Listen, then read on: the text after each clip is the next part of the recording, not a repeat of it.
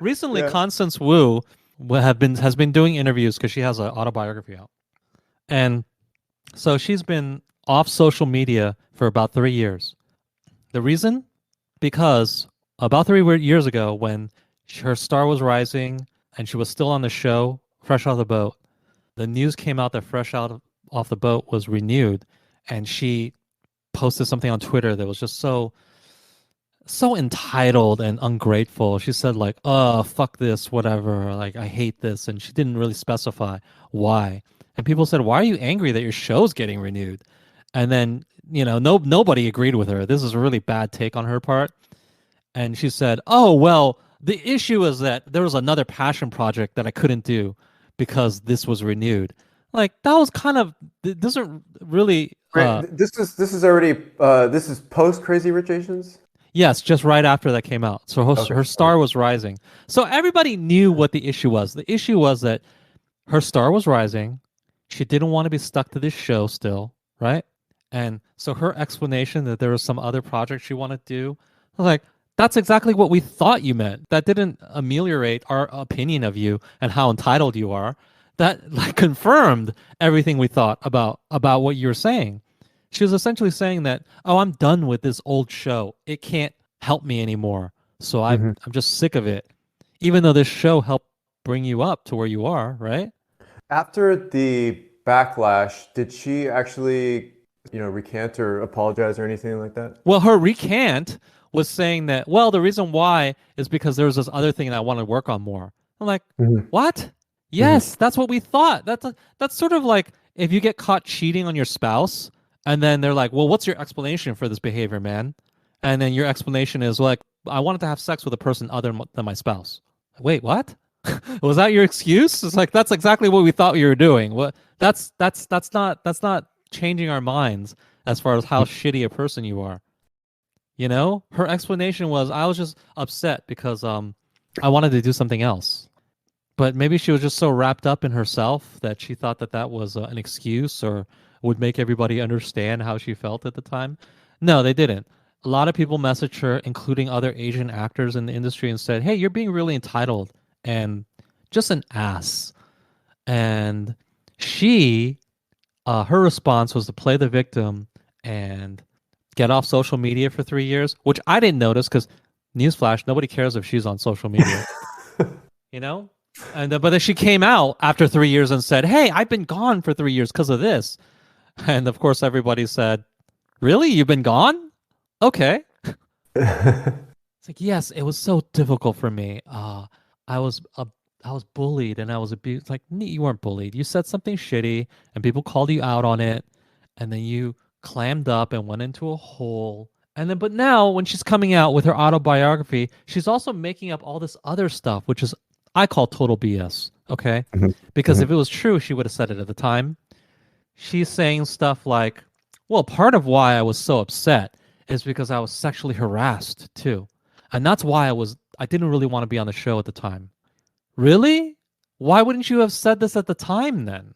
You Mm. were clearly in need of defending your position and your comments. You would have said this at the time if this was sort of the natural reason why you made a shitty comment, this ungrateful comment about the show that you're on.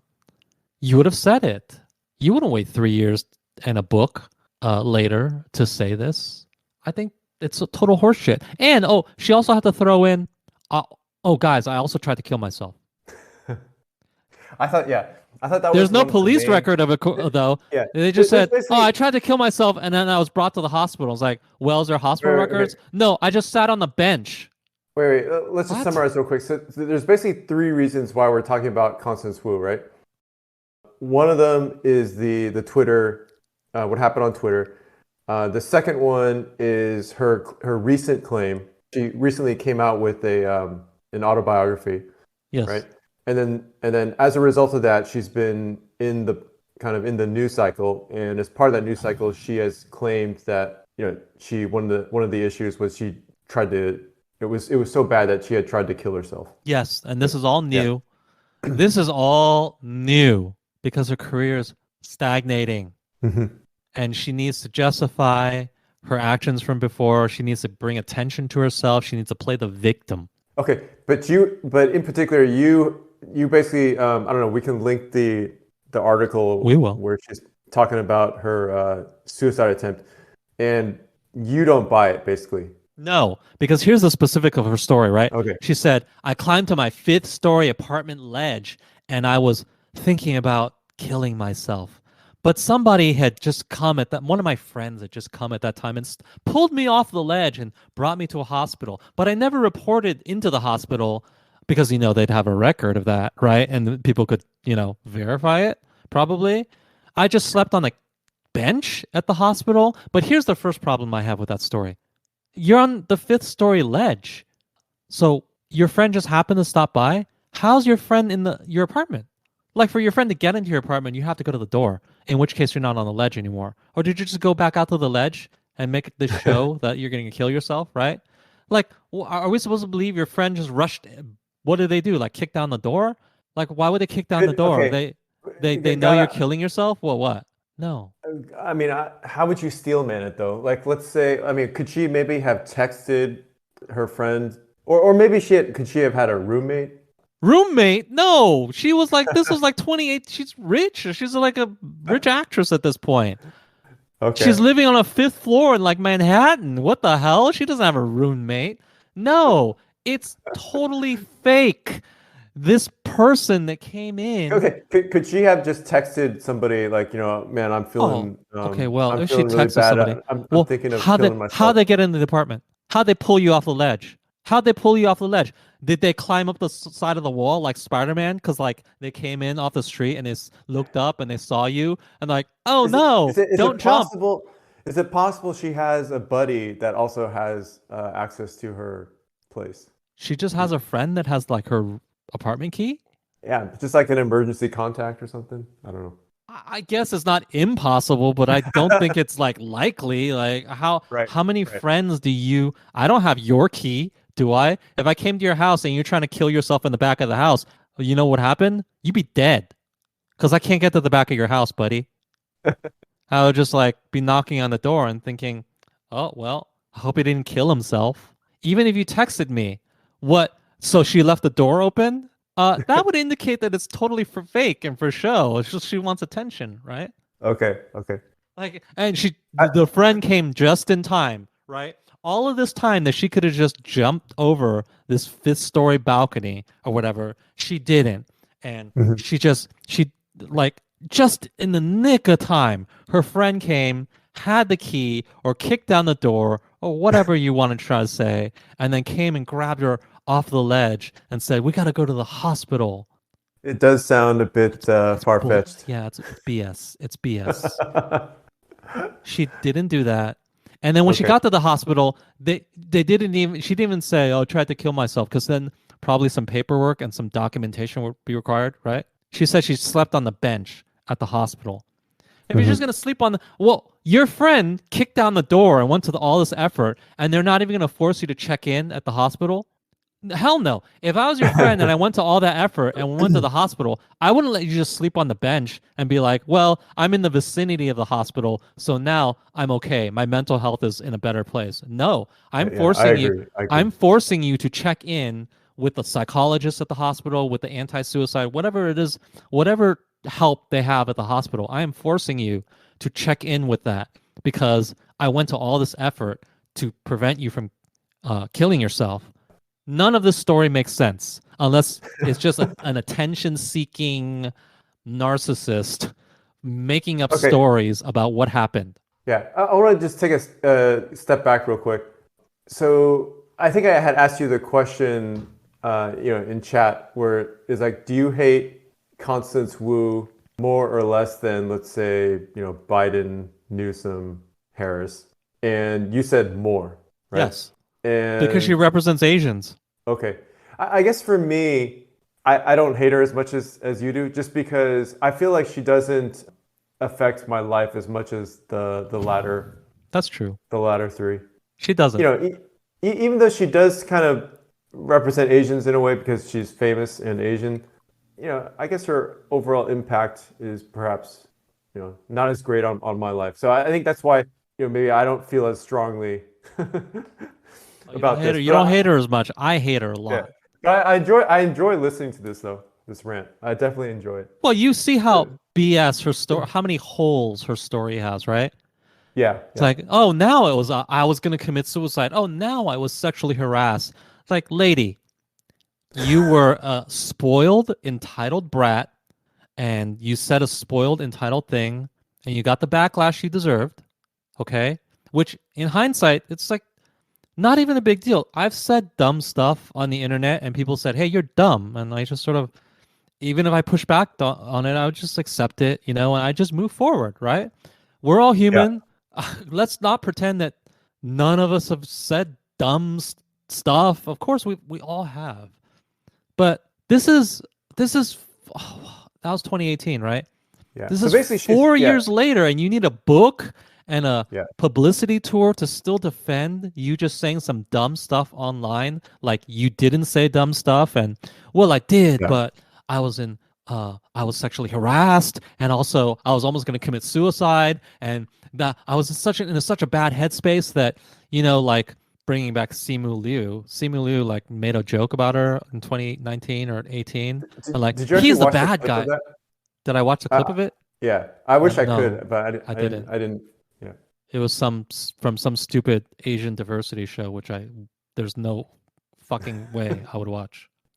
But I But bet basically, he yeah, seems like a nice guy though. There's no way Simu Liu made like a real like he didn't make like a really cutting joke the way maybe a Ricky Gervais would that would just like right. suck your Okay, soul out of you. I'm sure it was okay, sort but of good yeah, natured. I got to play. I got to in her defense with that one though. They, or at least she claims. I'll have to preface it with she claims, right? That basically they had agreed before the show that there were not going to be jokes such as Okay, that. okay, okay. Fair So, enough. so But maybe he yeah. was not, aware of all of that. I So don't think about she like even had the people. right to ask them not to make a joke. It was like you were the one that fucked up, lady. Okay, yeah, sure. Well, whatever. But it sounds like they had some kind of agreement. But I definitely agree with your broader point, which is it's a bit surprising actually that somebody in her industry, and I think you would have to call her a veteran by now, right? Right.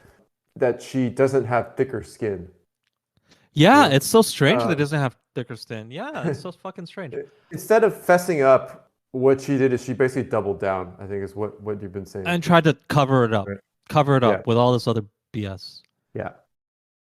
So you read Hey, her book. You actually read her book, which is Yeah, I bit the bullet, and I also bought her a book. amazing. So she got your money. Aren't you I, sad you know, about I that? no, no, not at all. Okay, first of all, I want to say I haven't, finished the book, right? I have to state that up front. So I've only maybe quote read about a quarter of it, and I tried to skip to some of the important parts, but I think I was, I'm still probably missing. I haven't read about what I would consider the most important thing that she could possibly talk about, which is the birth of her daughter and the circumstances and decisions and feelings around that. So I feel like for me, if I had to put like a climax or something, like that would have to be it. And I haven't actually read anything about that yet. But I want to say, like this book is actually very interesting slash useful for me. Like I know Why? as a Constance Wu hater, Hmm. that probably makes no sense. But I think for me, just as a single guy, just to be able to understand somebody like her better is very helpful for just giving me, perspective. And even if it turns out let's say she lied about the suicide thing, at least in the way she writes in her book, it feels pretty raw and honest to me. So I don't know. There could be, obviously there could be lies. And the other thing I want to say is, I know you kind of had made a snide comment about, it's sort of revealing that she feels her life was interesting enough that it merits writing a book about it, right? Right, which I So, don't agree. Most people who write right. autobiographies shouldn't. So I can definitely see that point of view. But on the other hand, I have to also say that compared to my life, her life is a lot more interesting, and I think she's had probably a lot more life experience than me. So I think there's plenty for somebody like me that I could learn from her book. So I think it's interesting. I don't read many, if any, like autobiographies. Like I'm trying to think. I've owned the autobiography of Benjamin Franklin, and I haven't really touched that. I've read some biographies, I guess, but this is probably one of the first autobiographies I've actually tried to read. And I think it's pretty interesting just from a human, just a person living in this world to think about if you're going to write your own autobiography, right? There would be a choice that you'd have to make, I think, pretty early on. Do you just sort of try to chronicle the events, that happened in your life from, A up to Z, and maybe for some people, like if you're Richard Feynman or something, your life is genuinely interesting enough and that people want to know about it, where you could pretty much get away, with doing just that.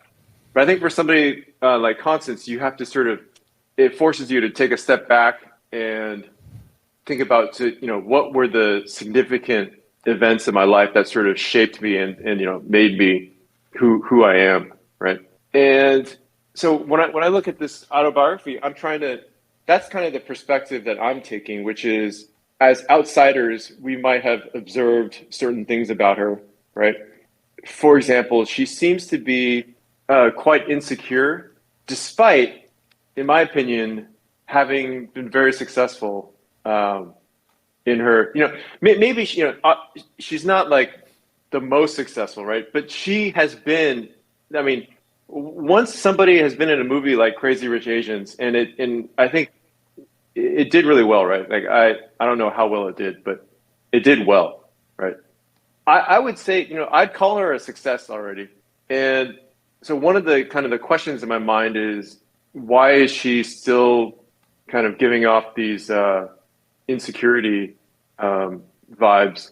And so that's one of the things that I'm really interested to see if we could figure out, kind of forensics going back. Can we figure out what was it?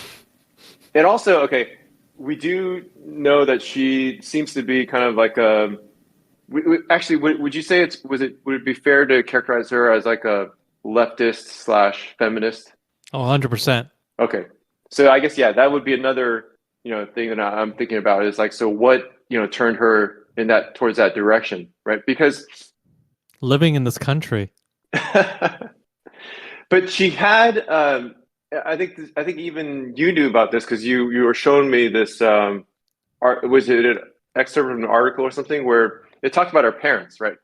Oh, yeah. I want to point out that in interviews, she talks about how her grandparents grew up poor because she wants to like paint herself as some sort of, oh, I grew up poor and look at these humble roots that I came from. But then if you just read a little bit further, her father was a biology professor in Virginia and her mother was a computer programmer. Oh my God, we know that you were an upper middle class family. What are you talking about? Yeah. You're just Yeah. you're just another Asian who grew up and their family had money. And you know what? I'm not even criticizing that because literally that's what both of us are, right? Yep. We Yep. are Asian born, we're American born Asians, and our family, and this is just a matter of privilege, our family made enough money that we're comfortable. There's a lot of stuff we don't have to worry about that, many people do have to worry about. But then I don't try to go out there and say, well, 5 generations ago, my family, they were probably picking rice somewhere. Oh yeah, so what? That has nothing to do with my Okay. Yeah. experience So with in this that, she country. was she was probably trying to gain sympathy with that, right? Yeah, I was Or like, oh, pity. look at me. Yeah. I come from humble beginnings or something. Yeah. So, regarding the whole, how did she become this like a leftist? There was, she says in part of her book, eventually her parents did separate, right? So that to me, that's probably she didn't go, Oh, you think from every what? time your parents divorce, you become a leftist? You think that? No, no, Oh, but no, but it's a significant event, right? Mm. And just from what I've read in the book so far, she hasn't talked so much about the relationship between her mom and her dad. So maybe she talks, more about it later. But just sort of suddenly at one point she just mentions that her parents separated. So I think eventually I'll have more to say about it. But I think being just knowing that her parents separated, they probably argued or whatever, right? So how did the what was her reaction to that? I haven't read anything. I haven't read about that yet. But there's some other. I was thinking instead of speaking in generalities, there's a couple interesting sort of passages that I think are maybe like this one that I have in mind. It's not necessarily so important, but it is kind of revealing and perhaps interesting to talk about because it does relate to the overall political or culture war landscape. And yeah, I'm sure you're gonna have something to say about this. So she has a chapter in her book called "An Apology," and I will just read. I'm just going to read this paragraph. Okay. There's boatloads of evidence, so I might as well get ahead of it and tell you all now. I am guilty of sexual harassment, of being the harasser. Yes, me. I will tell you what I did, and you might think it's not a big deal, a harmless joke. But I shouldn't have done it, and I tried to stop doing it, but it was hard. I had a problem. I couldn't stop writing the word penis. On Fresh Off the Boat, every time you saw my character writing on a legal pad, signing a check, or making a grocery list, I was writing the word penis over and over again. I wasn't discreet about it either. Everyone knew. There's even video evidence because at the end of a scene or a take, I'd always show the camera my penis-strewn paper and giggle. The proof was everywhere. Penis was written all over my character's props. So now I'm just going to fast forward. So what happened is somebody complained about it. Let's see. So she was trying to defend herself saying, at least she didn't write, dick or whatever. She actually just used the anatomical word penis. Let's see. Anyway, I did it for 3.5 seasons of Fresh Off the Boat until someone complained to Justin, one of the producers, that it was inappropriate. Justin pulled me aside for a talk. Blah, blah, blah. So then she says, I may have been joking, and sure, everyone laughed, but laughter is not an excuse. Sometimes people laugh when they're uncomfortable. I know there's a logic that I could use in my defense. It was not my intention to harm, or it's different because I'm a woman and there are imbalances of power. Or what about that boob joke in the season 1 script? So, okay, I won't read it anymore, but I just thought this was very interesting because she thinks she did something wrong, right? And she feels the need to make an apology. And furthermore, if she were to try to defend herself, look at the reasons again that she said she could have used. It was not my intention to harm, or it's different because I'm a woman and there are imbalances of power, or what about that boob joke in the season 1 script? So my reaction to this obviously is, who cares? Like, since when? How do we become so? What's the word? Sensitive. Sensitive. Right. Yeah. Well, she So has to care. sensitive. She's in this left echo chamber where this stuff it is of increasing importance. She has to be hypersensitive, and constantly increasing purity tests. She's in it. Yeah. Yeah. So I just think that's extremely revealing. And like, if I had like, if I did that, what would my defense be? Right? Like, My defense would be, who gives a fuck? Fuck off. Exactly. Like, this is a non-event, and I she's write like, whatever I want on a piece of paper, and you'll deal with yeah, it. and she's turning this into like A like it mea was a big culpa, deal. like, oh my God, here I am acknowledging my own shortcomings or whatever. But I'm getting back in the good graces of purity because I Yeah, acknowledge yeah, them, right? And it's like in the grander scheme of things, like you just were writing the word penis on a piece of paper. Who cares?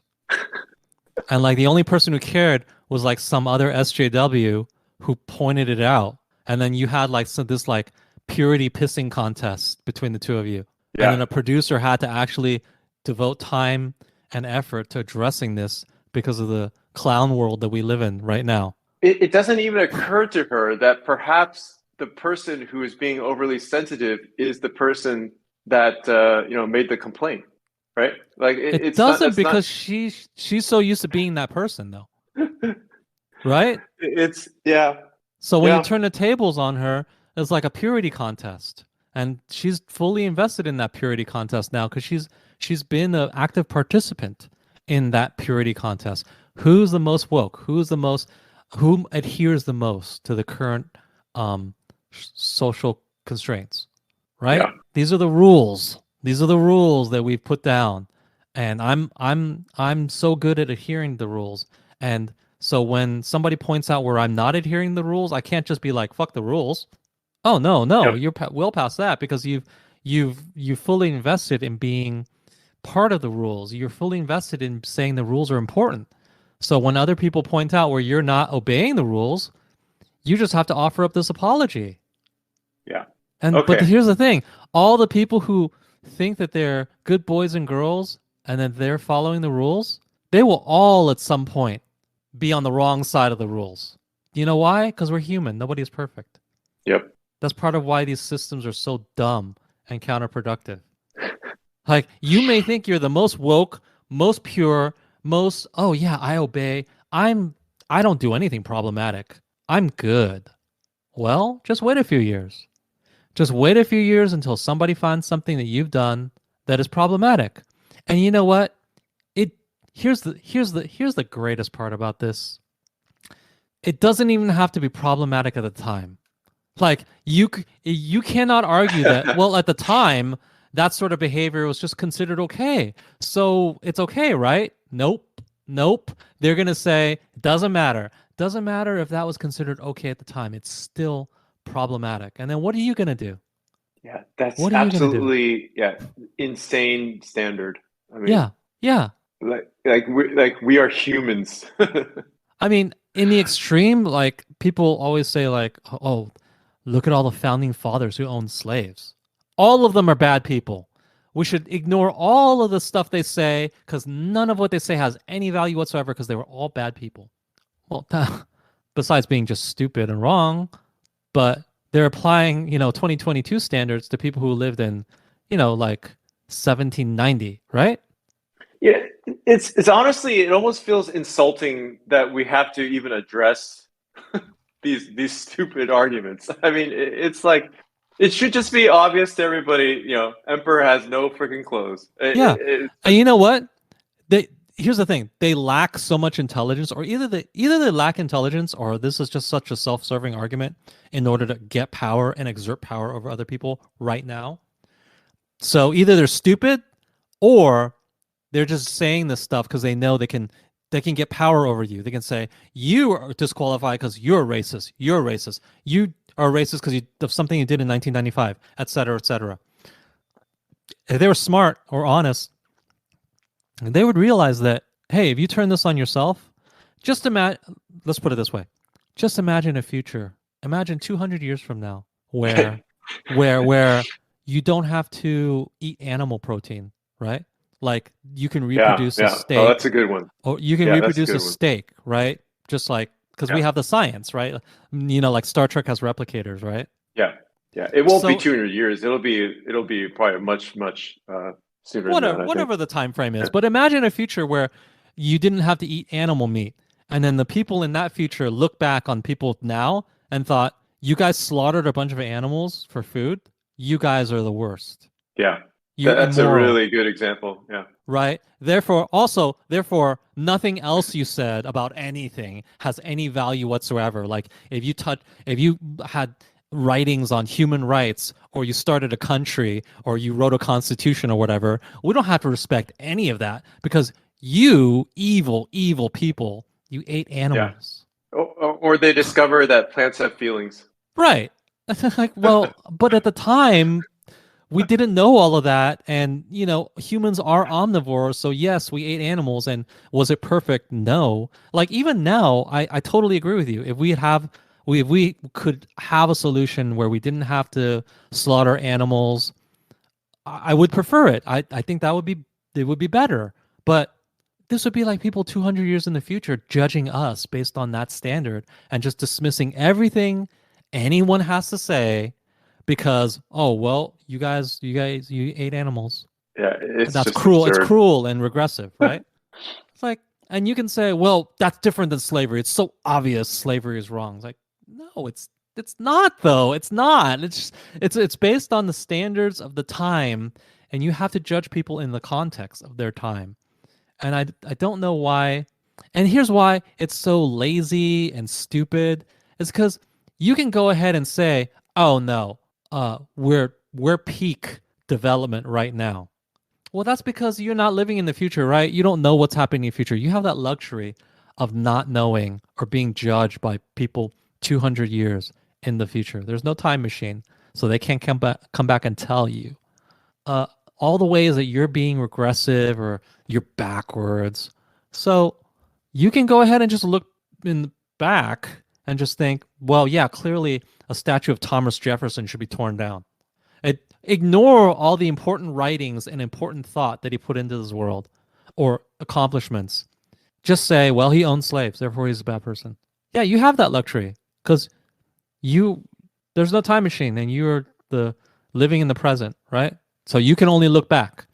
You don't have to deal with people in the future looking back towards you. They have no introspection. They have no ability or intellectual honesty to consider it that way. I think it's like But okay, has this kind of thinking is still very fringe though, is it not? Like, has it actually? How much hell has it no. I don't think it's penetrated? fringe. It's I don't not. think it's fringe. If you're on a college campus, you see it all the time.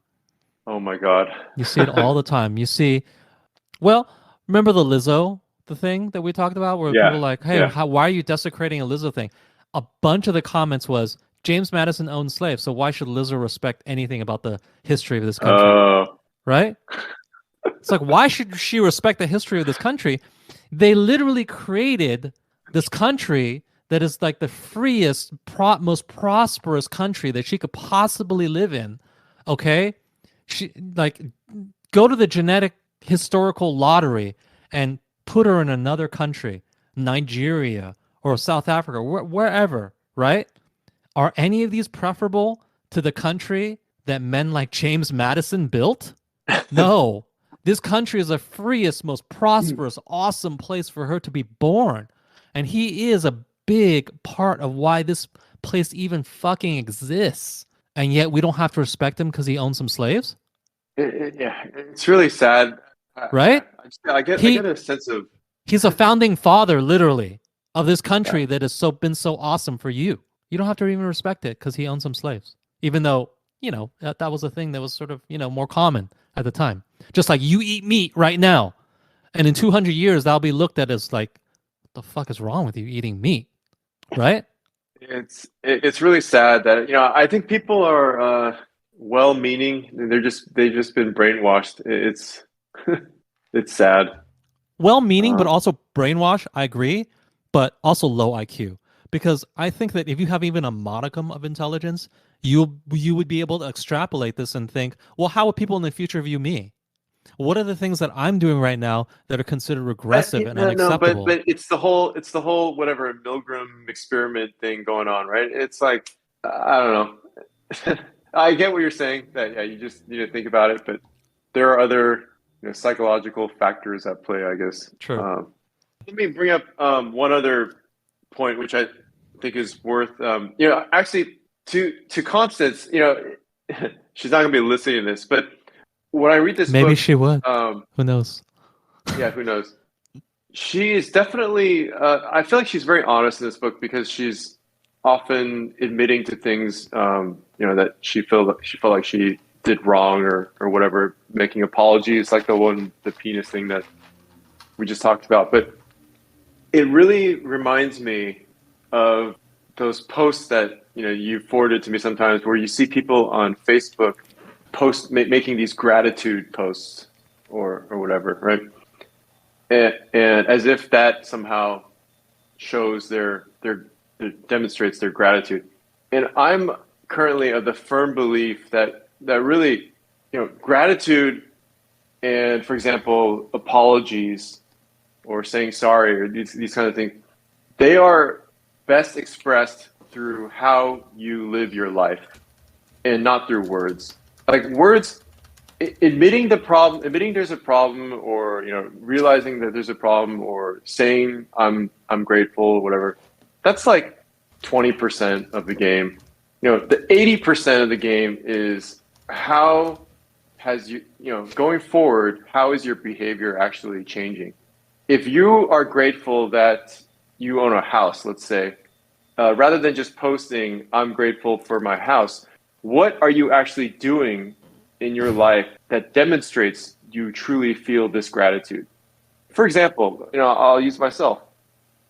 If I have a really messy room in my house, wouldn't that be a suggestion that I'm maybe not as grateful for my house as I say I am, right?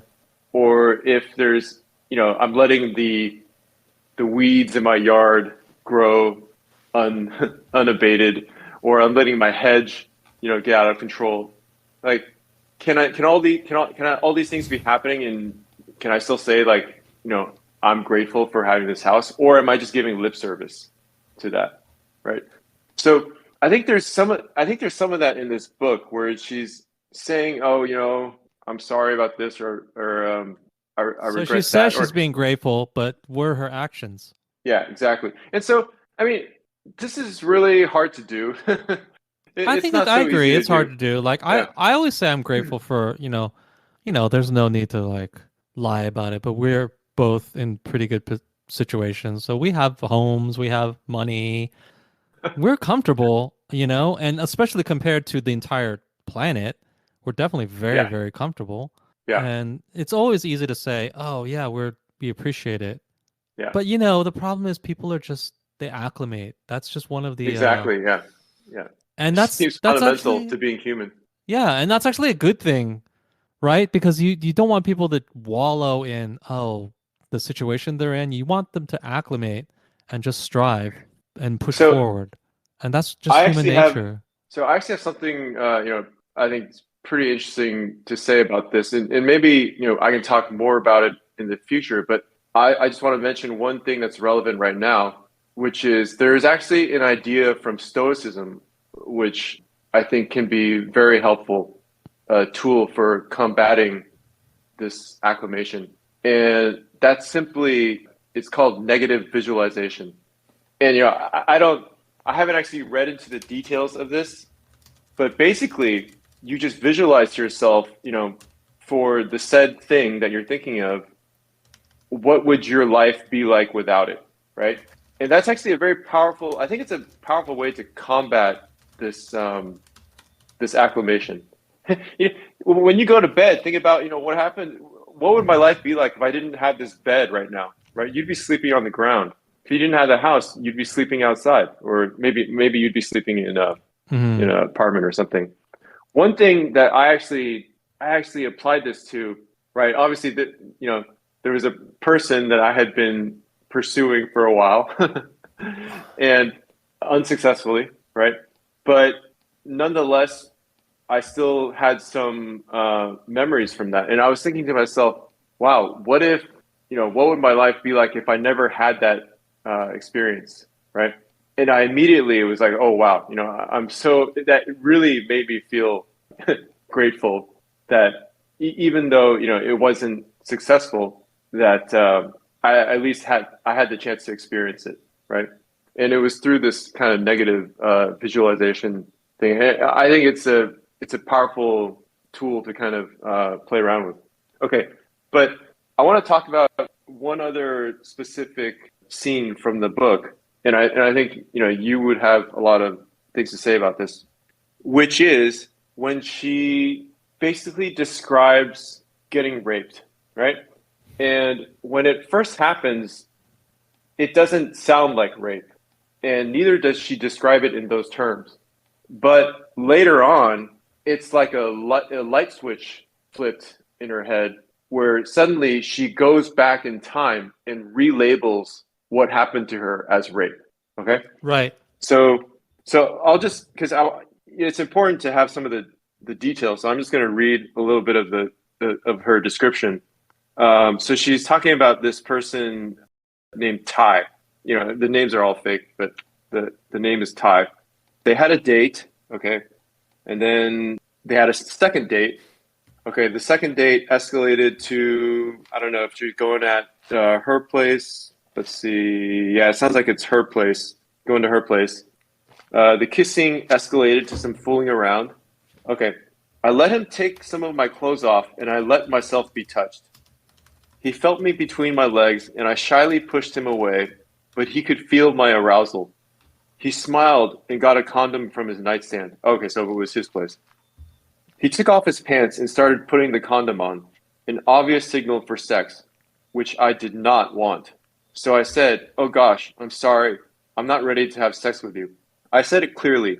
It's a thing I've always said when I don't want to have sex. I say it in a very specific way. I blush, embarrassed, and look up at the dude like a goddamn damsel, allowing him to be the hero who takes care of me. Ugh, I know, it's so lame, but it's also true to my feelings. Even after many years of therapy, I am still always genuinely self-conscious, apologetic about my body the first time I'm naked with someone. So, a side note right here, she talks about therapy, which is, I want to kind of bring it back to what I was saying earlier about expressing change through actions and not words. I feel like therapy ultimately is just a bunch of words. Like, in order to change, you actually need to change your behavior. So I feel like therapy, although maybe it has some value, it tends to be, like writing, I'm grateful. It's not actual action. But let me continue. But as I blushed and got shy and apologized for not being ready to have sex, he merely smiled as if he knew better, as if my vagina's wetness was more telling than the words coming out of my mouth. He gently got on top of me and held my face in his hands. He kissed my lip, my forehead, and looked into my eyes. He was being so tender. I repeated as seriously as I could, "Really, I'm not ready for sex," my face flushing. He smiled at me again like I was a baby kitten, held me close, kissed me, gently moved my legs apart, and then he did it anyway. I didn't fight back. I just gave up. There are a few reasons. Back then, I had idealistic and romantic notions of sex. Sex always had to be meaningful, special, with someone I loved, and I had to keep my number low. I'd had only 2 sexual partners in my life, both of them loving, committed, long-term relationships. I was proud of that. My number was 2, and that's how I wanted it to stay for a while. But he had already penetrated me, and that counted as sex, so it was too late for that. In that moment, the increase of my number was actually more upsetting than what he was doing. I had wanted it to be 2. I liked it being 2. I gave up because now it was too late. And I'm going to fast forward a bunch here. It shames and confuses me even today to admit this part. I had an orgasm quickly, something that rarely happens the first time I have sex with someone. It remains the strangest orgasm I've ever had. The only way I can describe it is to say that it's like if you were having knee surgery and you had local anesthesia on your knee, so it was numb, but you could still feel the doctor operating. The taps of metal instruments, the pulling and movements of ligament and bone. You felt that, so you knew the surgery was happening, but you didn't feel the actual sting of the pain because of the anesthesia. Substitute pain with pleasure, and it was like that. Like I had been anesthetized from the pleasure of an orgasm, but I still knew it was happening. I hate that it happened. But I didn't give him any indication that I'd orgasmed, and he didn't seem to care. He finished. He kissed me on the forehead again, held me close, blah, blah, blah. So now I'm going to fast forward to, here's an interesting thing that happened, okay? After only our second date, he'd given me an original 20-page medieval fantasy in which I was the central character. A fantasy he'd written after one date. So there was a part where Princess Warrior Constance Wu picks ripe berries from a bush in the forest and carries them in her white apron, staining it red with sticky sweet juice. She rides a silver unicorn. There was a prince who rescues her from I forget what. Okay, so that's all I'm going to read out of that. But I just think that's an interesting little side bit. And then I'm going to skip to the point where she talks about rape. Okay. And then one day, out of the blue, more than 10 years later, it all came back to me. I was on a plane from Singapore where I had finished filming Crazy Rich Asians. I just woken up from a nap when the realization hit me like a flood. Ty raped me. He raped me and I hadn't done anything about it. So now I'm going to skip. Okay. I couldn't call it rape. Like I couldn't even say the word. It felt way too dramatic and out of control for something that had been so quiet. I did talk about it with my therapist. She said it was rape, and the lack of violence didn't change that. And I'm going to try to find one last point where she just point blank says it. She says, so I'm skipping a bunch, and then finally later she says, "I did not consent to sex. Maybe it wasn't violent, but it was rape. Period." So I think this is very interesting because, there's a part of me, my gut feeling, just says no, it wasn't. But there's another part which is saying that it is a shade of gray. It's unclear. So I'm guessing you probably have a strong opinion on it. So what do you think? Like, was this rape? Well, no, And I don't think it was. This is very okay, typical of the whole, the Me Too movement caused people to re-examine these encounters. I just like it depends on how you define that, right? Like the right. current definition is so prickly, and it's just like any lack of consent equals, oh well, it was. But I just don't think that's realistic because when you have these sort of gray areas, it's clear that it's not that. Like, it's on this gradient, right? It's clearly a person that she was sexually attracted to. They were fooling around, and it sort of spilled over into something. And maybe she didn't want what it spilled over into, but that's not the same as somebody just totally unwanted coming in, It's sexually interesting assaulting you, that right? These are totally different situations. I was thinking at first that oh well, she had an orgasm, so it seems like eh, that she kind of wanted it. But on the other hand, I think I've read before that it's not necessarily rare for. Is it rare? I don't know. In a No, I've read true that. in a It's not true that. rape, because It's not rare. It happens. maybe some people have genuine like rape fantasies or something, right? But it's hard to imagine, I would just say if that if the no, that's if not the the reason why I think it's not. The reason right, why right. I think it's not is because it's a person she's obviously dating. It's a person that she's willing to go up to a certain line with, and then, at the last second she maybe says, "Oh, I don't want to cross that line," and then it's Hmm. crossed anyway. That's Hmm. obviously not the same thing as a person who just puts themselves on, imposes themselves on you. It's not the same thing at all. It's a spectrum of things of consent, and I think we're currently in a situation where it's just so extreme that any lack of consent equals sexual assault, and it's on a gradient, it's on a spectrum. That's just not realistic, Yeah. right? So No, you I do don't think think it it's was. shades of gray, basically. But Right. this doesn't cross your line, basically. It doesn't cross my line, no. Yeah. And for years, it didn't cross her line. She only now looks back at it and says, well, according to today's standards, this was, right? Yeah, that's a good point. But okay, but Right? to play devil's advocate slightly, I think she does make let's see, because remember, it was on her way back from filming Crazy Rich Asians.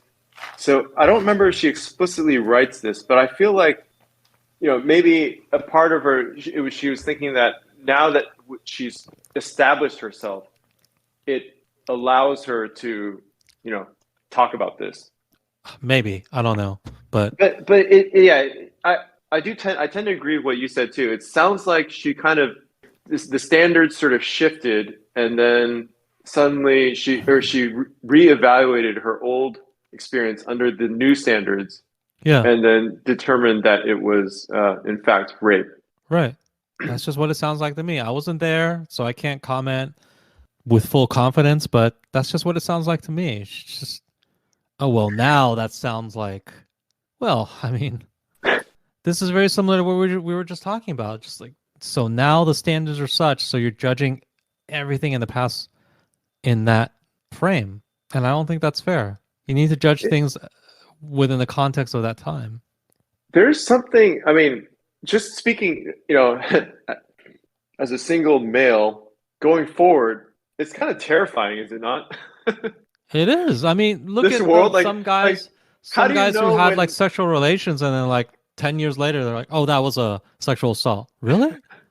Yeah. basically as a result you don't really know? I mean, does no mean no, or does no mean yes? I guess what a leftist would say is no always means no. Well, Um, there were the people who tried to solve this problem, and then they wanted to create like some app that both people had to like swipe on in order to show consent, right? Sounds like a And then terrible idea. that sounded to me like, okay, well, I guess at least this is a logical solution. But the left, the feminists didn't want that either because they're like, well, what if you change your mind after you swipe? Like, holy crap! I mean, when can you change your mind? Like during the act? They would say yes. They would say, yeah, during the act you can change your mind suddenly, and now it's suddenly sexual assault. Like, well, how many seconds do you get to stop while you're in it, right? It just at some point it just gets so absurd, Man, how did we get here? right? Like, was this always a problem and it's just coming to light now, or just has the goalpost shifted so much? And The goalposts have just shifted so much. Like people with common sense would say, okay, in this specific situation, people with common sense from almost any era in history would say, well, you're alone with this man, right? yeah, she could And have got up. She could have got up. you were already doing Yeah. sort of sexual things, right? Yeah. Like making out with him or whatever. Yeah. And then he sort of escalated it to the next thing, which, you know, we believe you. You didn't want it to escalate to the next thing, but it's not assault because, you know, you had so many stages before that where you could just said, no, I'm not interested in you. Well, she Or I could don't have wanna- I physically don't wanna got go to up. that. That's the thing. She didn't physically. Right. Resist. Or, you know, just Right. resist in whatever way, right? And just saying that, well, I felt the peer pressure or the pressure, the societal pressure to just go through with it. But that means you went through with it, right? That means it's not coercion. Like whatever pressure you felt to go through with it, that's the thing that violated you, right? Because that's the thing that made you do the thing you didn't want to do. It's not the other human being, it's this pressure, right? It just there's so many things that people could nobody is willing to take a common sense approach to this where like, well, what are you doing alone with him in the room making out with him? Of course that's going to lead to sex, right? Right? If you don't want to have sex Yeah. with this person, just don't like there's 10 other steps where you didn't have to do Yeah. that led up to it. Why did you do any of those? And nobody is held accountable for that. Why? You know? Yeah. I mean, it's just, you know, I'm not saying that, oh, because you say yes to a person to go on a date, that means you're obligated. No, it doesn't mean that. But then you went on 5 dates. It still doesn't mean you're obligated. Well, you made out with him each time. It still doesn't mean you're obligated. Well, you went back to his apartment. Okay. And you were making out with him in his apartment. Okay. None of this still means you're obligated, but you can see how a common sense person would just look at this and say, well, you really put yourself on the path towards having sexual intercourse. And if a person sort of completed that path, can we really call it assault? Or is it just, you know, we're not quite on the same page, but you have a lot of culpability in this as well? We can't say that. It just has to be, nope, it's just not your fault at all. You didn't put yourself on this path at all.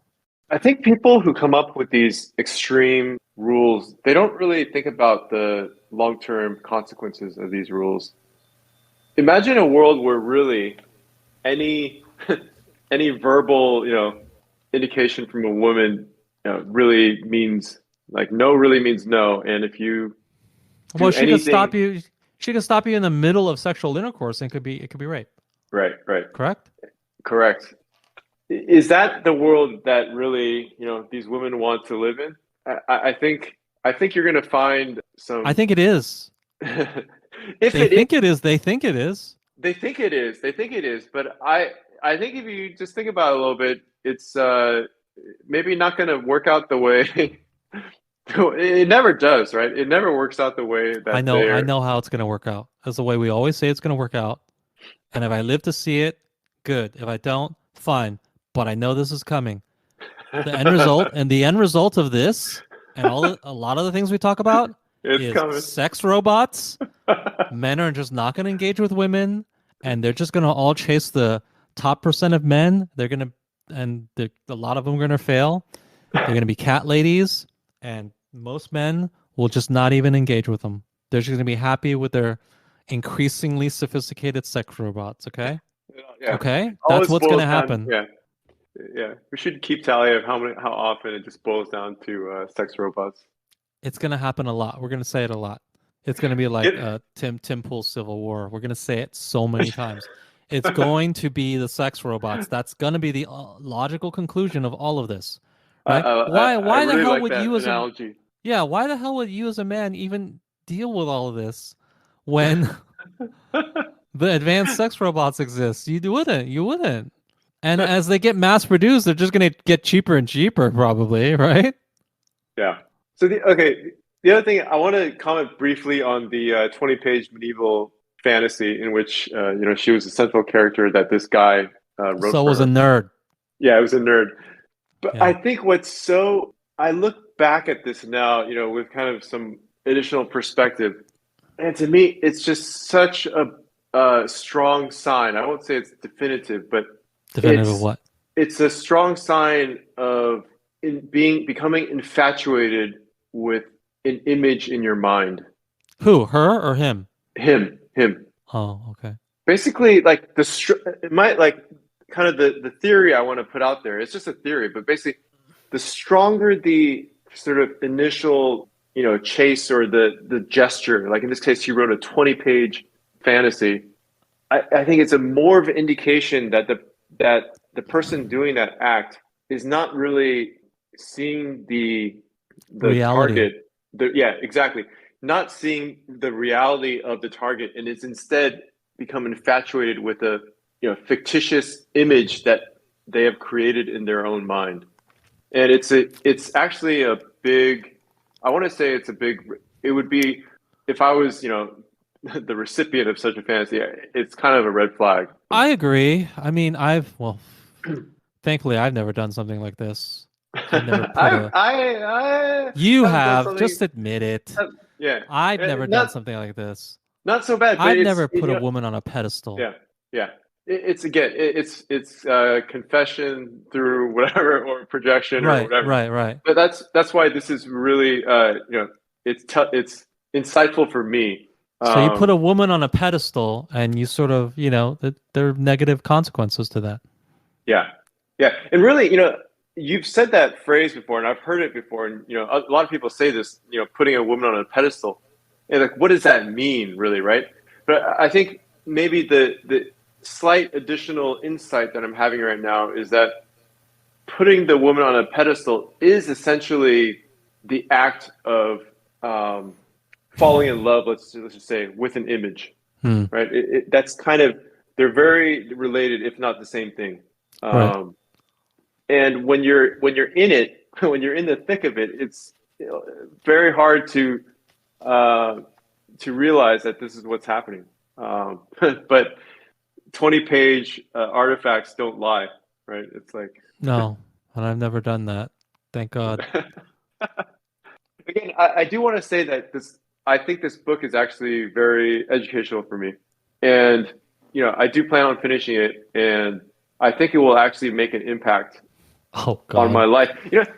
Just like what we were saying, what you said earlier about how it sounds like we have very similar backgrounds, right, with her, and I think just that alone, she talks. I'll give you another example. She talks about her kind of falling out with one of her sisters, sibling relationships. I can definitely relate to some of the stuff she talks about in there.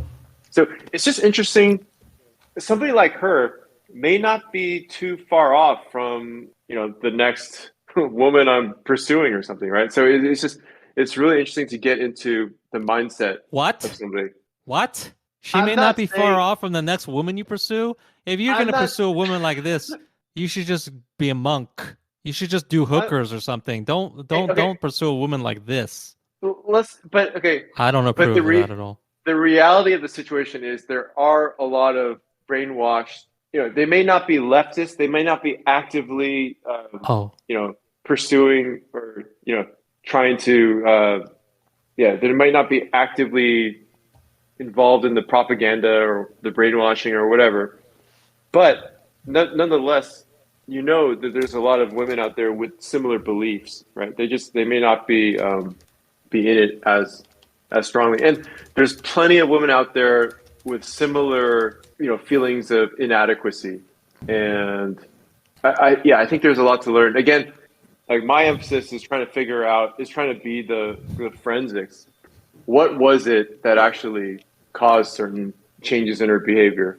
And just, I think it just helps give me perspective. Oh, but I was going to say, reading her book, it kind of it's nowhere near as impactful, but it has the same feeling for me, right? Like I was expecting this book to just be utter trash, and that I would hate every minute of it. And, I kind of just wanted to find something so I could laugh at her, right? But instead, it's turned out to be insightful. And there is actually one other topic I think is fairly. Oh, talk about it. It's fairly important, I guess. It's not super important, but I think it's another revealing topic. By the way, I really do wish I wish I had the chance to read it for like an early draft of this book, because I think I could have helped her make the book a lot better just with asking questions like why didn't she talk about this or that. But anyways, there's a part in her book where she's basically describing, I think it happens early on in her book, but I don't know, in terms of her life experience, was it really like her kind of her true first love, so to speak, or what? But she's describing her relationship with this guy. I think she met him. He was the what do you call the maitre d'? I don't know what you. At a restaurant? Yeah, at a restaurant. Oh. And she became a waitress at the restaurant, and that's how they met. And what happened is this guy was able to eventually had saved up some money and quit his job at the restaurant and started to pursue a PhD. And I think he had already gotten a master's in psychology or something. And I'm not exactly sure what his PhD was in. It was, assuming the same thing, then it was probably, psychology. And throughout this time, she had been, I guess starting her career as a actress, right? And so she had been trying to get, I guess auditioning for roles and stuff. But she talks about this is a point. This is the reason why it sounded, her description of their affection and their love for it and their connection, it sounded like it was something very, genuine and real. And so you think to yourself, so how did this relationship fail? Like what was the problem with this relationship? And it basically boils down to the fact that she felt that he was growing and while she was being stagnant. He was basically pursuing, this goal of getting a PhD and I guess eventually becoming a professor, whereas she felt like she was constantly not getting selected at these auditions. So she felt like she was failing, right? And as a result, she felt insecure. And here's I guess 2 points about this. Like number one, I can definitely empathize with this feeling of insecurity.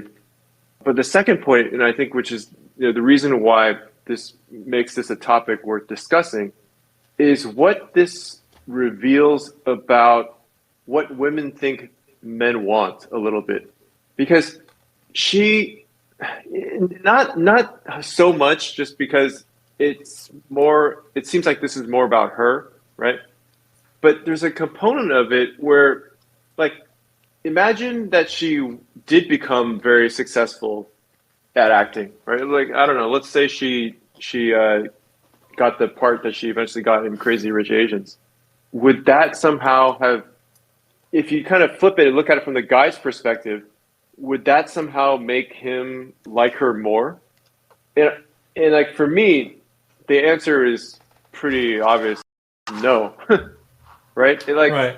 And I think the reason why this is worth talking is it's hinting a little bit at what these sort of leftists, number one, obviously how they're viewing success, and number two, their skewed perspective of what they think men want.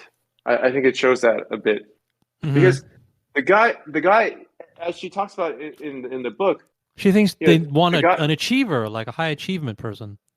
Yeah, I think sort of, yeah. But there's there's parts in the book where they get into these fights and these arguments, and she paints the guy as being this incredibly understanding, forgiving person who always is kind of on her side, even in times when she genuinely does something that she later realizes or even realized at the time was basically wrong or her fault. So one good example is that, and again, this is one of these things where it's so true to life, because this kind of thing I think happens a lot where I don't want to, I could try to find the exact paragraph. I didn't write down or the exact quotes, but I'm just gonna have to try to paraphrase. But basically what happened is she got really annoyed whenever he would ask her about her auditions, and he thought that he was just genuinely being, just demonstrating that he caring, right? Like, that your partner is cares a lot about becoming a good actress, and she's trying hard to all these auditions, and then maybe you both come home, and then you're just talking. She just had this audition, and you just ask her, oh, so how did this audition go? And it got to the point where she was so triggered by him asking that she would basically just explode and just say, like, just don't ever, talk to me about asking about these auditions again. And I can only imagine it's because probably it reminded her of her quote failure, right? And so she would explode, but then he would basically kind of be very confused, right? Like, I'm just trying to show that I care, and then you're reacting this way. And then she acknowledges that it's basically she was wrong for exploding like this, and she also acknowledges that he would always basically forgive her. So this is the kind of guy who really doesn't. He seems like a great guy, and would a person like this honestly care at all whether his significant other actually? You'd want them to succeed, I think, but you wouldn't necessarily think lesser of the person, for not, for failing, right?